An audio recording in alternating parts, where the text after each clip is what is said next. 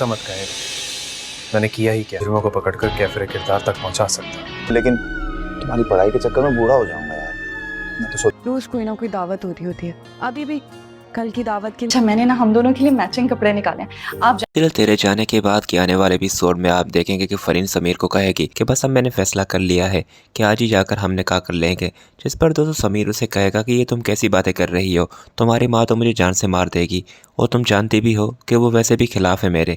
तो वो उसे कहेगी कि इसके अलावा हमारे पास कोई और ऑप्शन नहीं है, मेरी माँ मेरी शादी कभी भी तुमसे नहीं करेंगी, इसलिए बस आज हम कोर्ट मैरिज कर लेते हैं। जिस पर समीर उसे कहेगा कि इतना जल्दबाजी में ये फैसला लेना ठीक नहीं है, तुम एक दफा और अपनी माँ से बात करो। जिस पर दोस्तों वो उसे कहेगी कि तुम क्यों नहीं चलते, बात करके देखो अम्मी से और तुम ही समझाओ, मेरी तो बात वो बिल्कुल भी नहीं मान रही। और फिर जैसे ही दोस्तों वो वापस आएगी तो फरीन की माँ उसे कहेगी कि कहाँ से आ रही हो, उस लड़के से मिलकर आ रही हो ना, कब समझोगी, वो लड़का तुम्हें लूट रहा है, वो तुम्हें पागल बना रहा है। जिस पर दोस्तों वो उसे कहेगी कि वो नहीं, पागल मुझे आपने कर दिया है, आपको क्या मसला है भला उससे, आप क्यों मेरी शादी नहीं करना चाहती उससे।